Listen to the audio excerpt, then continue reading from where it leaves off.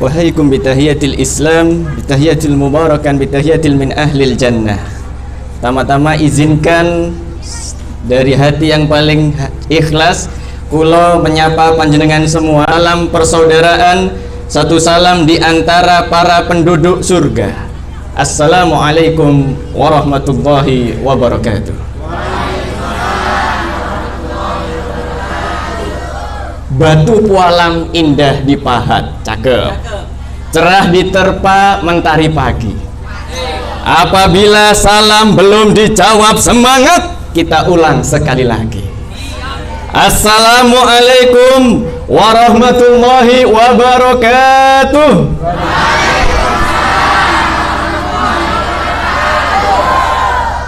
Bismillah walhamdulillah, salatu wassalamu ala rasulillah wa ala alihi wa ashabihi wa mawalah. Ashhadu an la ilaha illallah wahdahu la syarikalah, wa ashhadu anna sayyidana Muhammadan abduhu wa rasuluh la nabiyya wa la rasulahu ba'da. Allahumma salli wa sallim wa barik ala hadzal nabiyil karim sayyidina wa habibina wa syafi'ina wa maulana nabiyina Muhammadin wa ala alihi tahirina wa tayyibin wa ashabihil ghurril wayamin wa man tabi'ahum bi ihsanin illa yaumiddin. Ya ummatal Islam, ya ikhwatal iman, fi hadhihi al-munasabati sa'idah wa bimithli hadzal istima'il mubarak la ansa an usiyakum jami'an wa nafsi bitaqwallah wa bita'ati rasulillahi sallallahu alaihi wasallam. Fanas'alallahu subhanahu wa ta'ala an yahdiyana ila siratihil mustaqim, amin, wa yaj'alana minal muttaqin wa yudkhilana jannatahu jannatan na'im bihaqqi sayyidil mursalin walhamdulillahi rabbil alamin. Allahumma irfa'na bima 'allamtana wa 'allimna ma yanfa'una. Allahumma zidna ilma warzuqna fahma wa atina hikmah. Allahumma barik lana fi majlisina hadza birahmatika ya arhamar rahimin. Ingkang kula hormati para alim ulama, para sesepuh, para tokoh masyarakat di sekitar lingkungan Karanganom, yang sebelumnya saya memohon maaf karena belum berkenalan sehingga belum bisa menyebutkan nama satu persatu, tapi tidak mengurangi rasa takzim dan rasa mahabbah kita kepada para sesepuh kita, kepada para alim ulama kita. Mata'anallahu bituli hayatikum wa nafa'ana bi ulumikum fid dini wa dunya wal akhirah, amin ya rabbal alamin. Bapak Ibu warga desa Karanganom Utara yang dirahmati oleh Allah Subhanahu wa taala, segala puji adalah milik Allah. Dialah Allah Al-Khaliqul Bari'ul Musawwiru lahul asma'ul husna, zat yang semua nama-nama kebaikan ternisbatkan untuknya. Dan dialah Allah, zat yang maha kuasa, yang kekuasaannya tidak ada masa pensiunnya. Maka senantiasa kita sebagai seorang hamba bersyukur kepada Allah Subhanahu wa ta'ala. Saya ingin tanya dulu nih kepada warga desa Karanganom nih, kira-kira yang hadir di sini sudah makan malam belum nih? Kita ingin cek dulu ya, saya ingin cek dulu. Saya yang pertama ingin cek bapak-bapaknya dulu. Kita cek energinya dulu. Ini sudah makan malam atau belum nih kira-kira? Yang laki-laki tolong ikuti setelah saya ya. Subhanallah.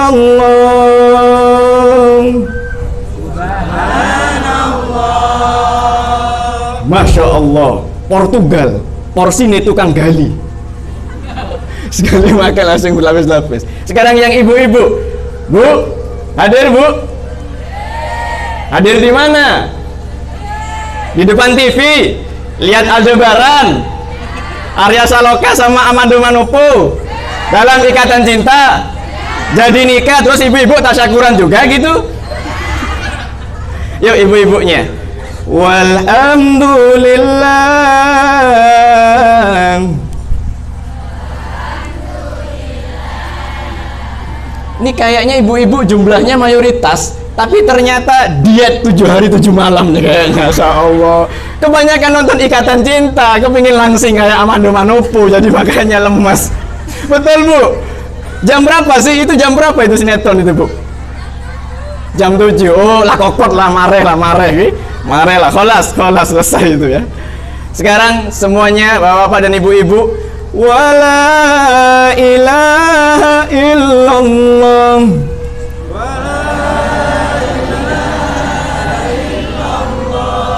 Allahu Akbar.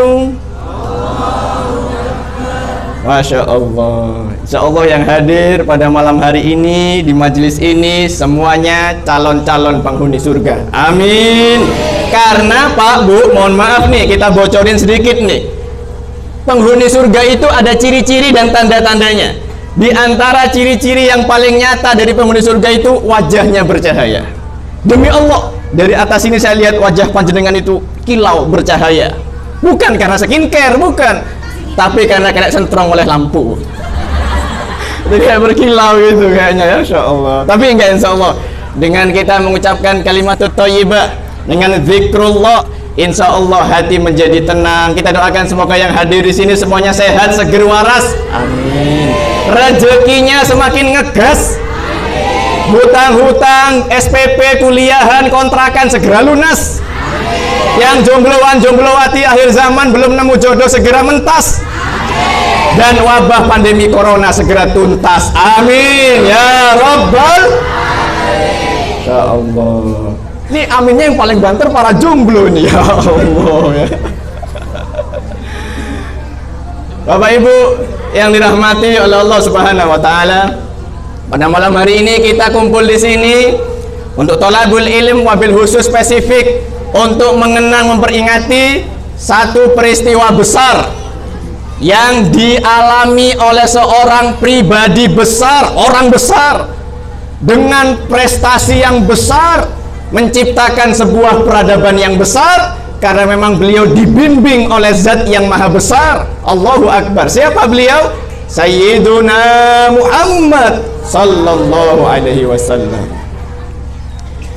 Bagaimana tidak, ketika kebanyakan orang-orang di masa itu mengingkari risalah Rasulullah sallallahu alaihi wasallam, mungkin kita alhamdulillah pada malam hari ini ketika Rasulullah hadir, mungkin kita mengatakan ji'ta bit tauhidi, ji'ta bil islami, ji'ta bil qur'ani, tola al badru, serakalan kalau ketemu Rasulullah. Tapi di saat itu Rasulullah sallallahu alaihi wasallam adalah orang yang penuh dengan ujian di dalam mendakwahkan agama Islam, yang mana meskipun beliau posisinya jauh, tapi alhamdulillah keindahan Islam itu bisa sampai ke negeri kita tercinta Nusantara Indonesia. Alhamdulillah. Saya ingin tanya nih kira-kira kalau Bapak Ibu sekalian, kira-kira Pak Bu percaya nopo mboten peristiwa Isra Mi'raj niki? Percaya atau percaya ongguh? Gelek percaya boy, tak bodoh ongguh nah. Oh, percaya ongguh. Percaya ongguh apa percaya geluh?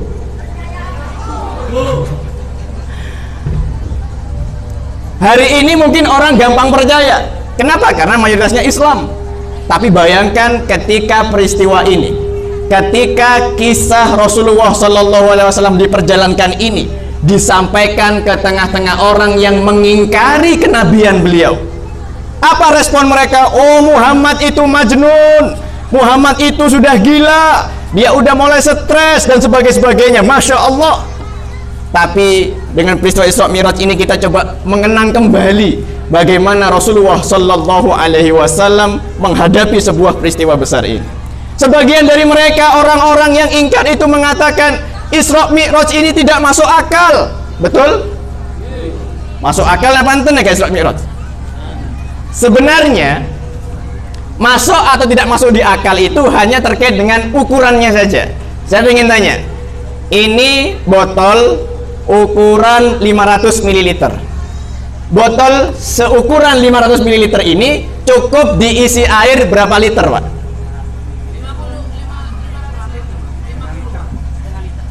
Jadi ini kan 500 ml nih isinya nih, kontennya nih. Ini kalau ada air diisi, kira-kira dia hanya cukup diisi berapa liter? Setengah, yakin? Kalau misal dia diisi 6 liter cukup atau enggak? Yang salah jumlah airnya atau tempatnya yang kekecilan? Kurang lebih seperti itu orang-orang yang menganggap Isra Mi'raj tidak masuk akal. Sebenarnya bukan tidak masuk akal, tapi akal terlalu kecil untuk mencerna, untuk menampung peristiwa besar dari kekuasaan Allah Subhanahu wa Ta'ala. Coba mereka memandangnya bukan dengan akal saja, tetapi dengan iman, maka mereka akan meyakini bahwa apa yang dilakukan oleh Rasulullah Sallallahu Alaihi Wasallam ini adalah nyata dan benar adanya. Betul? Jadi kira-kira yang salah itu Isra Mi'rajnya yang nggak masuk akal, atau akal kita yang terlalu kecil? Biar nyampe, biar nutut, biar muat, kita harus melihatnya dengan iman. Bagaimana kita tidak bisa mengimani peristiwa ini? Sementara di dalam Quran surat Al-Isra ayat ke-1 yang tadi qori kita membacakannya, wallahu subhanahu wa ta'ala qol subhanalladzi.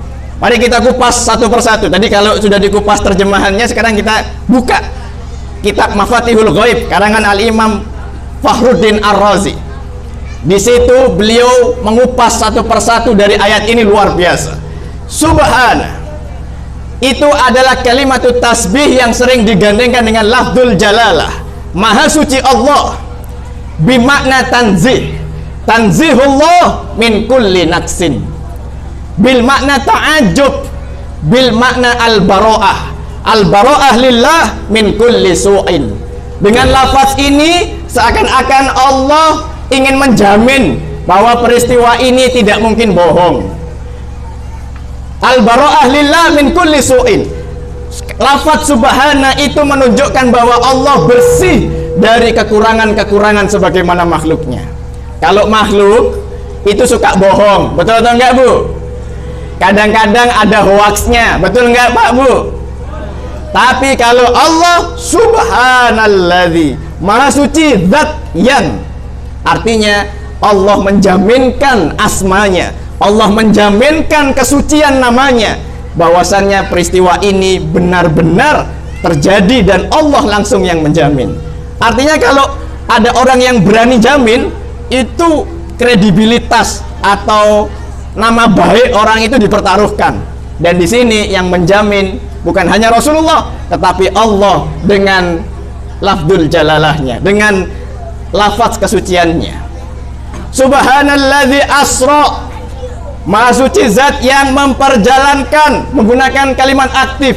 Berarti yang berperan aktif di sini, yang menjalankannya adalah Allah, bukan Rasulullah Sallallahu Alaihi Wasallam. Rasulullah adalah objek, sementara subjeknya, sementara yang memperjalankannya, yang memegang proyek ini, menguasai proyek ini adalah Allah Subhanahu wa Ta'ala. Pak, Bu, saya ingin tanya, kira-kira sesuatu yang tidak mungkin, tapi kalau Allah mau, jadi atau enggak itu, Bu, barang itu, Bu? Sebagaimana Allah Subhanahu wa Ta'ala berfirman dalam Quran surat Yasin ayat ke-82, innama amruhu idza arada syai'an ayyakula lahu kun. Insyaallah banyak hafidh-hafidh di sini ya, insyaallah. Barokahnya Ustaz Masruhan ini, barokahnya dari Quran Asy-Syafi'i ini ya. Sesungguhnya urusan Allah ketika dia berkehendak sesuatu, Allah tinggal mengatakan jadi, maka jadilah. Betul? Mau contoh? Oke. Bapak-bapak dan ibu-ibu, bede lake, bede bine. Ada orang jaler, ada orang, kalau perempuan apa bahasa Jawanya? Wadon. Oh, istri. Wonten ingkang jaler, wongkang istri. Suami istri menikah itu sebab, akibatnya apa? Anak. Iya enggak? Itu kaidah kausalitas, kaidah sababiyah. Laki perempuan menikah muncul anak, itu secara rasional sebab akibatnya begitu. Tapi kalau Allah mau, Allah ciptakan Nabi Adam, nggak ada bapaknya, nggak ada ibunya, Allah mengatakan kun fayakun. Betul, Pak, Bu? Contoh berikutnya, Ibunda Maryam alaihissalam. Ketika Allah menginginkan bahwasanya Ibunda Maryam melahirkan seorang bayi, yakni Nabi Isa alaihissalam, tanpa ayah, jadi itu barang, Bu. Tapi kalau zaman sekarang banyak yang modus. Oh, Ustaz, saya ingin meneladani Ibunda Maryam. Gimana? Ya lahir tak muda bapak. Nah, ya itu mah beda, ya itu mah beda itu. Ya Allah. Tapi sampai di sini jelas, Bu, ya. Kalau Allah yang sudah memegang satu kejadian, kalau Allah mengatakan jadi itu barang, Bu. Betul nggak? Subhanalladzi asra bi abdihi. Ini juga merupakan pandangan jumhur ulama ahlu sunnah. Rasulullah sallallahu alaihi wasallam itu Isra dan Mi'raj bil jasadi war ruhi. Dikatakan oleh Imam Fakhruddin Ar-Razi dalam kitabnya Fathul Ghaib, qauluhu bi abdihi bil jasadi war ruh. Firman Allah yang bermakna, yang maksudnya adalah bi abdi, itu berarti menunjukkan Rasulullah ketika Isra dan Mi'raj itu jasadnya juga ruhnya yahdotan, secara sadar, secara melek, bukan sekedar mimpi. Karena hari ini banyak orang-orang yang coba meragu-ragukan peristiwa Isra Mi'raj, mengecilkannya. Ya itu paling cuman mimpi aja. Jadi Rasulullah itu capek, sedih, kemudian beliau tidur. Setelah tidur beliau mimpi seakan, demi Allah, di sini Allah tabaraka wa taala menggunakan lafaz bi abdi. Kalau seandainya hanya ruhnya saja, maka lafaznya berbunyi birruhi. Atau kalau hanya badannya saja, lafaznya berbunyi bimayyitihi. Tetapi lafaz ayat itu berbunyi bi abdihi. Abd di situ maknanya adalah bil jasadi war ruh. Jasadnya dan juga ruhnya. Karena kalau sekedar mimpi, mohon maaf, orang yang mimpi hebat-hebat, peristiwa yang dahsyat itu banyak. Tetapi yang dialami oleh Rasulullah Sallallahu Alaihi Wasallam bukan sekadar mimpi. Subhanalladzi asra bi abdihi lailan. Lailan ada tanwinnya. Kalau kita belajar ilmu nahwu, tanwin itu berarti isim apa Pak Bu? Nakiro. Isim nakiro maknanya itu umum, artinya nggak full satu malam. Para ulama mengatakan bimakna taklil fi iddatil isra.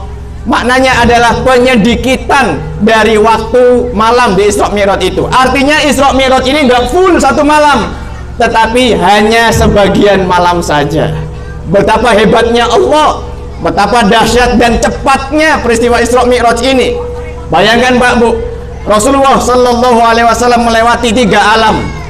Dari Masjidil Haram ke Masjidil Aqsa, itu namanya alam nasud, alam manusia, alam indrawi. Kita semua bisa melewatinya.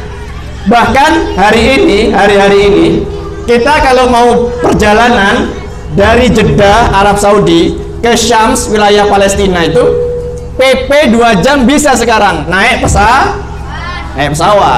Zaman dulu nggak ada, zaman dulu berbulan-bulan, tapi sekarang bisa. Karena itu alam nasud, alam manusia yang mampu diindra. Tapi bukan sekedar itu, Rasulullah Sallallahu Alaihi Wasallam Mi'raj ke langit yang ke-7, itu alam malakut, alamnya para malaikat. Manusia nggak mampu menembus itu.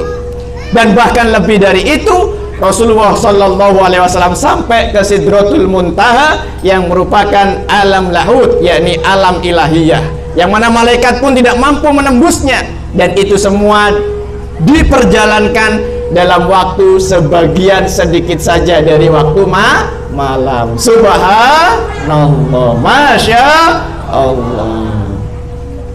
Bapak Ibu yang dirahmati oleh Allah Subhanahu Wa Taala, dulu orang-orang yang mengingkari kenabian Rasulullah, mereka mengatakan bahwasannya Muhammad itu hanya mengada-ngada, Muhammad hanya ingin dianggap sebagai orang hebat, Muhammad itu mengarang-arang cerita supaya dirinya dipercaya. Itu betul atau hoax Bu, kira-kira Bu? Betul atau hoax? Saya ingin bongkar satu fakta. Rasulullah Sallallahu Alaihi Wasallam itu menceritakan peristiwa Isra Mi'raj beliau sebelum hijrah atau setelah hijrah? Sebelum atau setelah? Ayo, ini yang bisa jawab, insya Allah oleh panitia dikasih hadiah 1 unit permen. Bukan 1 unit motor ya, 1 unit permen. Sebelum atau sesudah? Ini kalau yang mondok dulu itu ada Aqidatul Awam, satu nazom yang dikarang oleh Syekh Ahmad Al-Marzuki. Di situ jelas, wa qoblal hijratin nabil isra min makatin lailan likutsi udra wa ba'da isra'i urujuli sama atara an-nabiyya rabban kallama min ghairi kaifin wa nisarin wa aftarat alaihi khamsan ba'da khamsina farat wa balagal ummata bil isra'i wa fardin khamsatin bilam tirai qad faza siddiqun bitasdiqil lahu wa bil uruji sidqu wa fa'ahlahu wa hadhihi aqidatun mukhtasara walil awami sahlatun muyassara, dan seterusnya. Peristiwa Isra Mi'raj itu dilakukan sebelum hijrah. Kalau memang Rasulullah itu ingin dipercaya, Rasulullah ingin dianggap sebagai orang hebat, maka harusnya beliau menyampaikan ini setelah hijrah. Kenapa? Karena setelah hijrah Rasulullah itu orang yang kuat. Beliau berkuasa, beliau diamanahi kepemimpinan Madinah Yathrib yang kemudian berubah menjadi Madinatul Nabi Al-Munawwarah. Tapi sebelum hijrah, beliau dan pengikutnya itu lemah. Orang-orang banyak tidak percaya, umat Islam sedikit jumlahnya, dan seterusnya. Jadi kalau ingin cari nama baik, harusnya peristiwa ini disampaikan setelah hijrah. Tapi pada faktanya Rasulullah berani mengambil resiko. Beliau mengambil sifat siddiq, benar dan membenarkan, fatonah, menyampaikan apa adanya, tabligh. Beliau menyampaikan peristiwa Isra Mi'raj ini meskipun banyak tantangan dan hambatan yang beliau alami. Bapak Ibu yang dirahmati oleh Allah Subhanahu wa taala, maka yang pertama ini bab akidah nih. Ini bab akidah, bab keyakinan. Kita harus yakin bahwa peristiwa Isra Mi'raj itu nyata dan benar adanya. Keyakinannya tasdiqul jazm, mutlak tanpa keraguan sedikit pun. Yang kedua, sekarang kita banyak mengetahui bahwa Isra Mi'raj ini terjadi di tahun kapan, Pak, Bu? Isra Mi'raj terjadi pada tahun, ayo yang bisa jawab, ini panitia menyediakan hadiah nih. Hadiahnya apa panitia? 1 unit mangkok. Sekarang malah lebih parah.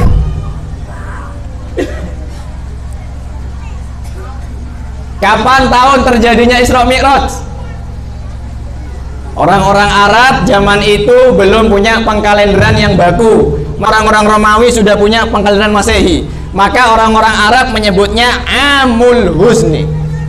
Jadi orang-orang Arab tuh kalau menandai sebuah peristiwa, mereka lihat dari tahun yang peristiwanya besar di tahun itu.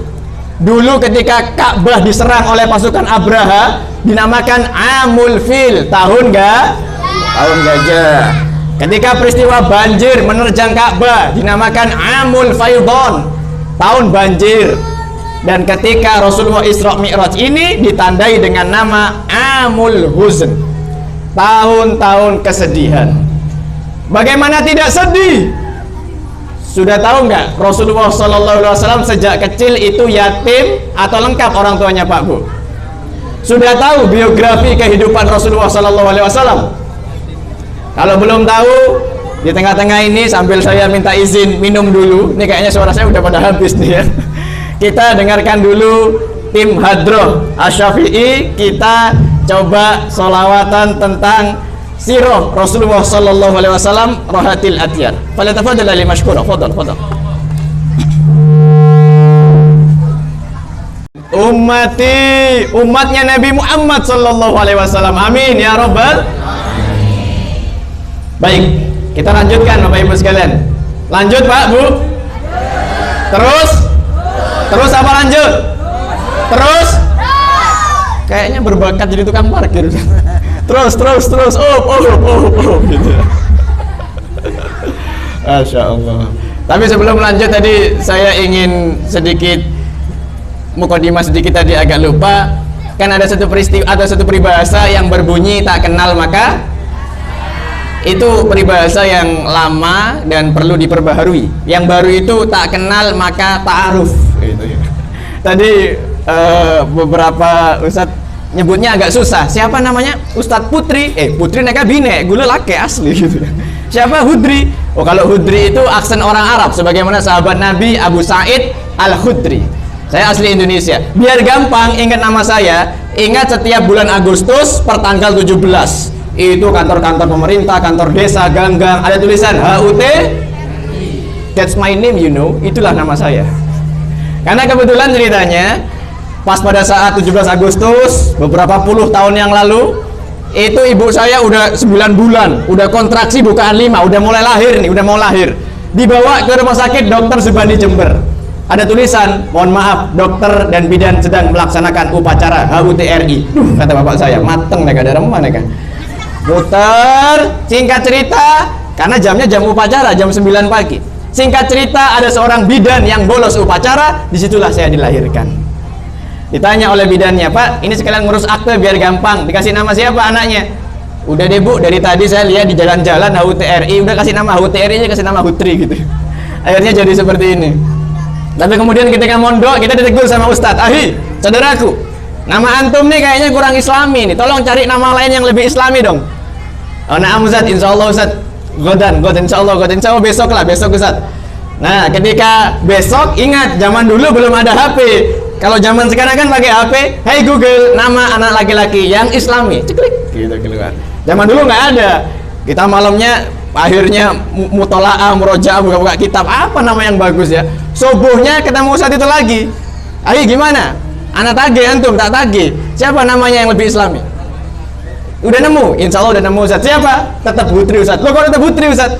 Iya tapi islami. HUTRI, hidup untuk tegakkan risalah Islam. Allahumma sholli ala Muhammad. Jadi mau ingat-ingat 17 Agustus itu kan? Hidup untuk tegakkan risalah Islam. Dan alhamdulillah meskipun masih muda, unyu-unyu begini, saya sudah menikah dan istri saya 3 anaknya. Ya Allah Bu. Begitu saya bilang istri saya 3, ibu-ibu langsung provokator nih ya, Ustadz tanah provokator nih, atau saya undang boleh nih provokator. Bu, tapi maaf ya, saya bocorin ekspresinya bapak-bapak, tak bocorin. Saya lihat dari sini. Begitu saya bilang istri saya 3, wow, inspiratif. Tapi tenang, bapak-bapak Karang Anom Utara, insya Allah kita semua tergabung dalam IS3I, ISSSI, Ikatan Suami Setia Satu Istri. Bu, jangan tepuk tangan dulu. Maksudnya satu di Jember, satu di Banyuwangi, satu di Palestina, satu di Amerika. Enggak. Insya Allah ini wajah-wajahnya bukan wajah-wajah buaya ya, wajah-wajah buaya.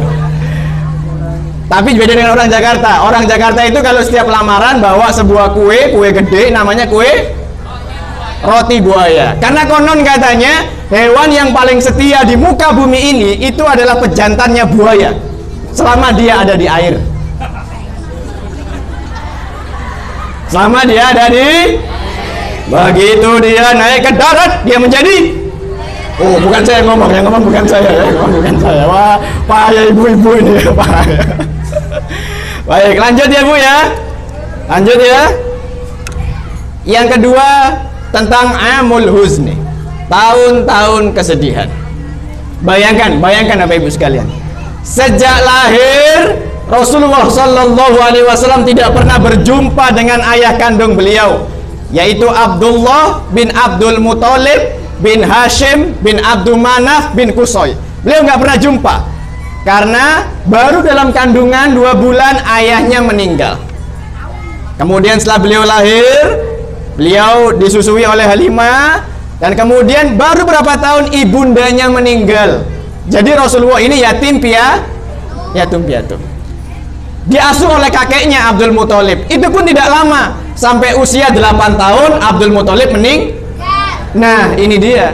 Sejak masa 8 tahun sampai berpuluh-puluh tahun berikutnya, kalau dikatakan kata ayah, kalau dikatakan kata bapak, yang tertanam di dalam benak Rasulullah Shallallahu Alaihi Wasallam itu siapa? Pamannya beliau, Abu Thalib. Karena beliau nggak pernah jumpa abahnya langsung, belum sempat jumpa, dan hidup dengan kakek juga tidak begitu lama. Tapi beliau sangat dekat dengan pamannya yang tercinta, yang setia membela, yaitu Abu Thalib. Bayangkan, itu gampang-gampang susah. Hidup bersama dengan Pak Le, hidup bersama dengan Bu Le itu agak-agak susah. Kalau cocok, alhamdulillah. Sebenarnya saudara Abdullah ini banyak. Ada Abbas, ada Abu Lahab. Abu Lahab itu juga bin Abdul Muthalib loh. Abu Lahab itu.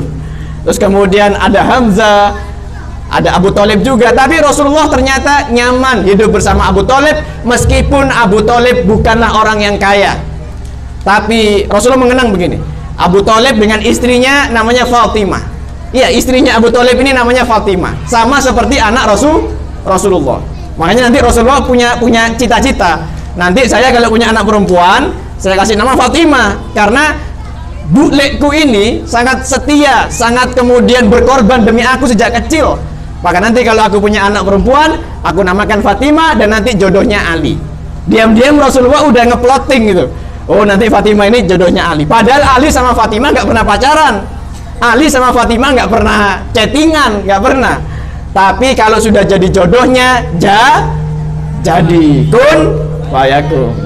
Makanya ini yang pada jomblo-jomblowati nih, atau pada yang janda-janda atau duren yang belum menemu jodohnya, nggak usah galau, sudah ada jodohnya. Singkat cerita, pamanda Abu Thalib dan juga kemudian bukliknya Fatimah benar-benar sayang sama Nabi, benar-benar mengayomi Rasulullah Sallallahu Alaihi Wasallam. Sampai-sampai orang-orang Quraisy itu ketika nggak suka sama Nabi Muhammad karena risalah dakwah Islam, mereka nggak berani ganggu Nabi. Kenapa? Karena Abu Thalib paman beliau pasang badan. Dan kalau Abu Thalib pasang badan, meskipun beliau bukan orang yang kaya, tetap nggak berani ganggu. Kenapa? Karena nasabnya Abu Thalib ini nasab bangsawan. Abu Thalib bin Abdul Muthalib bin Abdul Manaf bin Hashim bin Abdul Manaf bin Qusay. Qusay ini adalah yang bikin Darun Nadwa. Darun Nadwa itu kayak lembaga adat orang-orang Quraisy ketika itu. Bagaimana mungkin kita mau menyakiti saudaranya kepala suku yang kemudian dilindungi oleh kepala suku? Maka orang-orang kafir Quraisy itu nggak suka sama Nabi, tapi tidak berani menyakiti Nabi karena ada Abu Thalib, karena ada paman beliau Abu Thalib. Tapi kemudian singkat cerita, paman beliau yang beliau cintai, yang beliau anggap ayah, yang merawat beliau sejak kecil, itu meninggal, itu wafat. Tidak lama setelah Abu Thalib wafat, beliau pun juga harus kehilangan seseorang yang sangat beliau cintai, yakni istri beliau yang bernama Khadijatul Kubra binti Khuwailid radhiyallahu anha. Bayangkan, Khadijah adalah istri yang sangat setia, istri yang sangat pengertian, bukan istri yang ngomel-ngomel. Iya Pak? Bapak-bapak suka istri yang pengertian apa yang ngomel-ngomel? Pengertian. Ini kayaknya korban-korban nih kayaknya ya, bapak-bapaknya korban. Suatu ketika Khadijah itu mendermakan seluruh hartanya untuk mensupport perjuangan Rasulullah Sallallahu Alaihi Wasallam. Tapi menjelang kewafatannya, Khadijah bilang kepada Fatimah putrinya waktu itu, "Wahai Fatimah, minta tolong sampaikan kepada ayahmu, berikan, aku minta satu lembar kain, baik dari jubahnya atau dari surbannya beliau." Fatimah bertanya, "Wahai ibunda, kenapa engkau tidak meminta langsung kepada ayah?" Apa jawaban Khadijah? "Wahai nak, aku malu, aku khawatir merepotkan ayahmu, maka tolong lewat engkau mintakan satu lembar kain untukku agar aku bawa itu sampai ke alam barzah nanti. Aku ingin bersama dengan ayahmu meskipun lewat kainnya." Masya Allah. Fatimah pun menceritakan ini kepada Nabi, dan apa respon Nabi? Rasulullah Sallallahu Alaihi Wasallam menangis dan mengatakan, "Wahai Khadijah, demi Allah, engkau telah mendukungku sejak masa awal-awal dakwah. Sesungguhnya semua yang ada dalam Islam adalah milikmu, wahai Khadijah.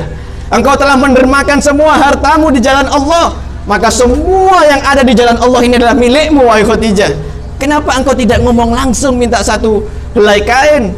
Tapi itulah sifat Khadijah yang tidak ingin merepotkan suaminya, yang terus mendukung suaminya. Suatu ketika beliau bertahannuts, Apa Bu? Bertahanus itu apa? Bertahanus? Bertapa? Bukan ya, hampir-hampir ya menyendiri lah, menyendiri.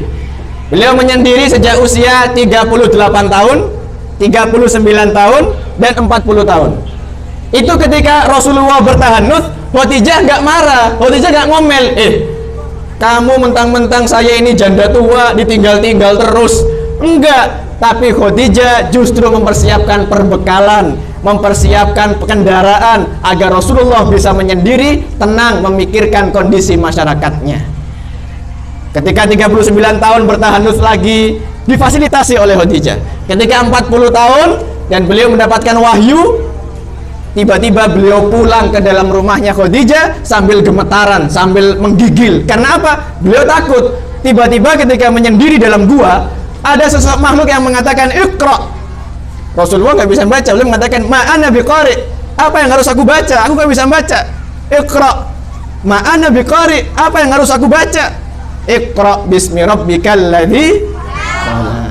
Masya Allah, ini hafidh-hafidhoh ini ya, warga Karanganam hafidh-hafidhoh, amin ya rabbal alamin.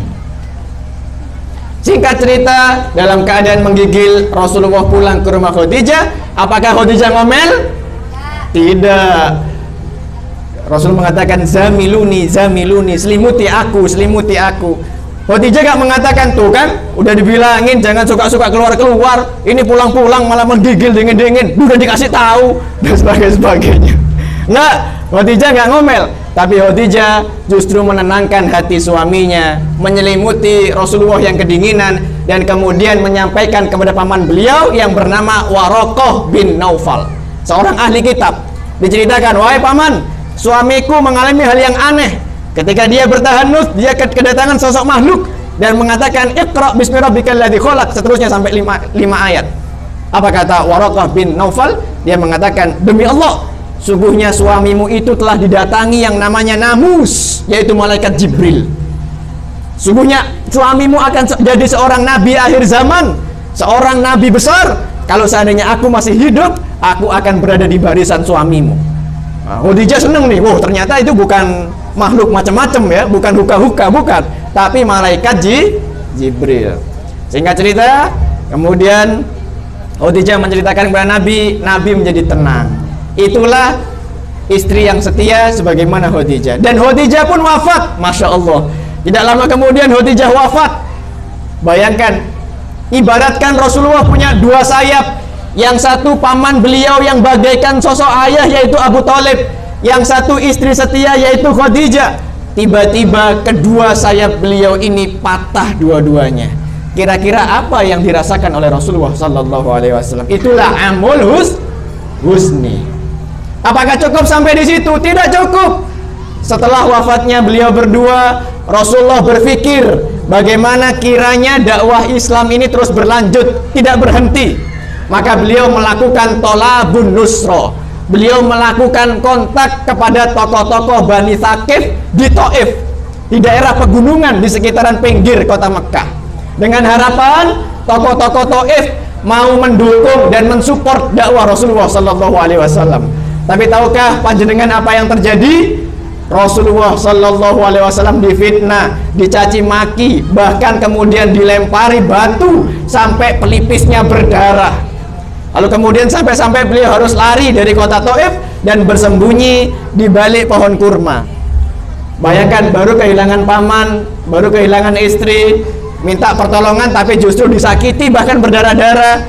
Di situ Rasulullah Sallallahu Alaihi Wasallam menengadahkan tangan, berdoa sambil menangis kepada Allah. Ya Rabbi, ilaika ashku dha'fa quwwati wa hillata hallati wa hawani bainan nas. Wahai Allah, sungguhnya aku mengadukan kelemahanku kepadamu, wahai Allah. Aku mengadukan ketidakberdayaanku dan aku seakan-akan hina di mata manusia pada hari ini. Padahal Nabi ini sebelumnya dijuluki Al-Amin. Beliau itu nasabnya darah biru, bangsawan Quraisy. Istrinya Khadijah yang kaya raya. Tapi kemudian karena berkorban untuk dakwah Islam, Rasulullah Sallallahu Alaihi Wasallam harus mengalami penderitaan yang sedemikian rupa. Di saat-saat Rasulullah curhat kepada Allah itu datang Malakul Jibal, malaikat penjaga gunung.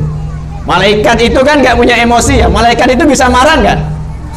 Nggak bisa, karena malaikat itu nggak punya emosi.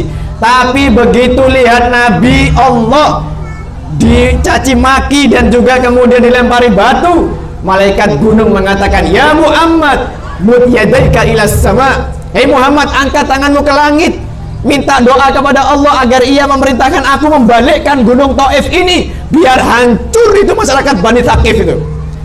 Tapi apa jawaban Rasulullah sallallahu alaihi wasallam? La, bal arju an yakhruja min aslahihim man yu'minu billahi wa yaumil akhir wa rasulih. Oh tidak. Justru aku punya harapan nanti akan lahir dari tulang sulbi mereka, generasi-generasi setelah mereka, hamba-hamba yang beriman kepada Allah, kepada hari akhir dan kepada Rasulnya. Masya Allah, barokah doanya Nabi, sampai hari ini penduduk Taif itu 100% Muslim. Alhamdulillah. Ini kayaknya nih saya butuh minum lagi. Saya mohon izin Bu ya Pak.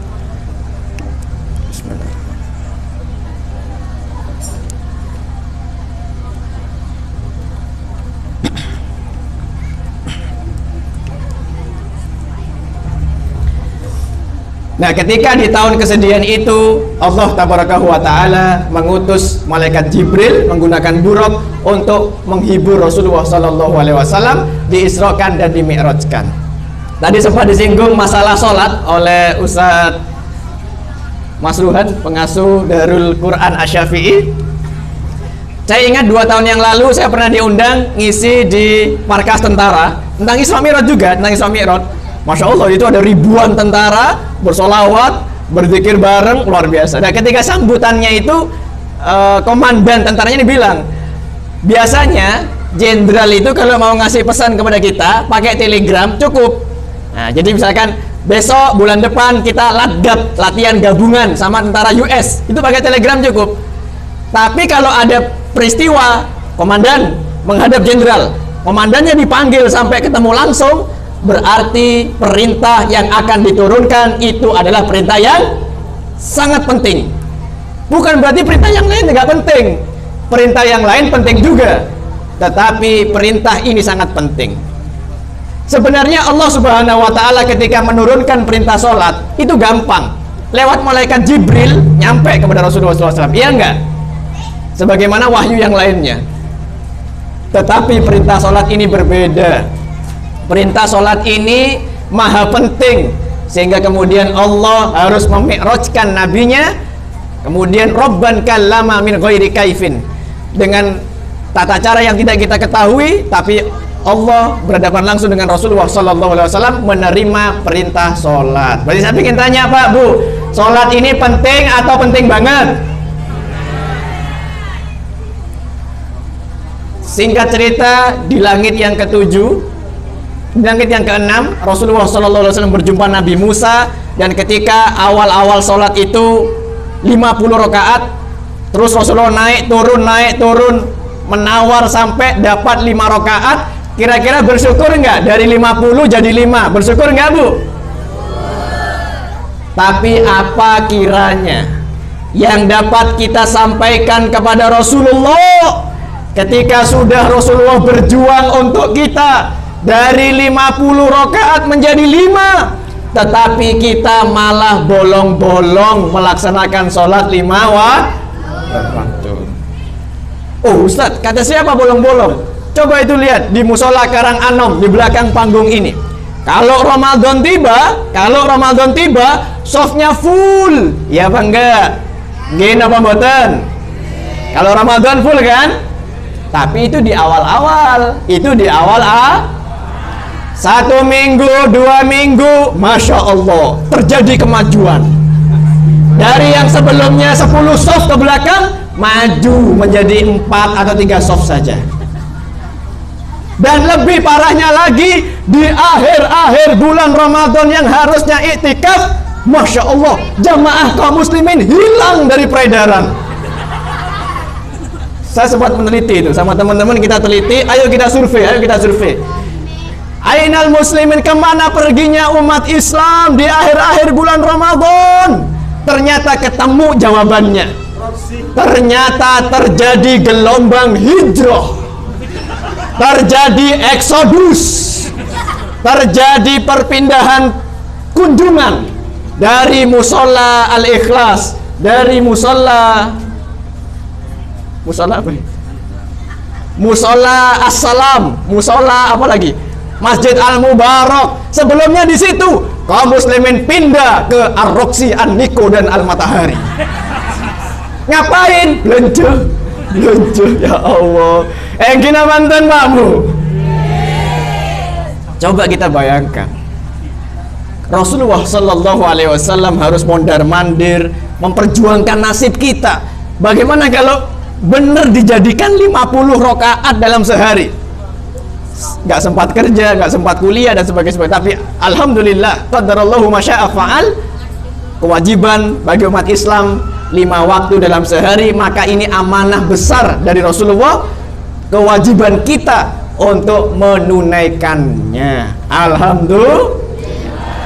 Siap sholat 5 waktu, Pak, Bu? Watawassaw bil haq watawassaw bis sabr. Ya, meskipun kita nggak ada yang sempurna, tapi paling tidak kita saling mengingatkan. Kalau kadang-kadang ibu-ibunya semangat, suami-suaminya males, ingatkan, Pak, saya odik, Pak, saya odik, Pak. Mon odik bejeng, mon odik bejeng. Kadang-kadang bapaknya yang semangat, tapi ibunya nggak semangat, diingetin lagi. Watawassaw bil haq watawassaw bis sabr. Terakhir yang dapat kami sampaikan, coba perhatikan di ayat terakhir, di potongan terakhirnya dari Quran Surat Al-Isra ayat ke-1 tadi. Allah memperjalankan hambanya Nabi Muhammad, menghiburnya dari kesedihan, dari masalah-masalah. Itu dari mana ke mana, Pak, Bu? Minal wad ilal wad. Dari mana ke mana, coba? Minal masjidil haram ilal masjidil. Ini jarang dikupas nih. Ternyata kalau kita stres, kalau kita mengalami amul husni, apalagi ini masa-masa corona nih, tahun-tahun kesedihan ya, biasanya kemudian bisa rame-rame bareng-bareng, kerjaan lancar menjadi kemudian terhambat. Kalau kita mengalami stres dalam kehidupan kita, tempat hiburannya bukan diskotik, tempat hiburannya bukan klub malam, tetapi sebenarnya Allah menghibur hambanya. Allah melegakan, melapangkan hati hambanya Nabi Muhammad. Itu minal masjid ilal masjid. Jadi kalau kita sempit hati, kalau kita ada masalah, tempat curhatnya ke Allah di masjid. Niatkan untuk iktikaf, niatkan untuk tinggal di masjid, untuk kemudian meraih banyak pahala. Insya Allah, wa may yattaqillaha yaj'al lahu makhrajan. Barang siapa yang curhatnya sama Allah, yang bertakwa sama Allah, Allah akan jadikan baginya jalan keluar. Wa yarzuqhu min haitsu la yahtasib, dan Allah akan berikan rezeki dari arah yang tidak disangka-sangka. Alhamdulillah. Semoga Allah tabaraka wa taala berikan kekuatan istiqomah kepada kita semua. Amin ya rabbal. Bapak Ibu yang dimuliakan oleh Allah Subhanahu wa taala, mungkin itu yang dapat Al-Fakir sampaikan pada malam hari ini. Kurang lebihnya mohon maaf, semoga yang sedikit ini bermanfaat. Qul hadza wasrul adzim. Apabila ada jarum yang patah, jangan ditusukkan ke dalam hati. Apabila saya mungkin ada kata yang salah, jangan dilaporkan Pak Polisi. Adani Allah wa iyyakum ila siratal mustaqim. Wallahul muwaffiq ila aqwamit thoriq. Assalamualaikum warahmatullahi wabarakatuh.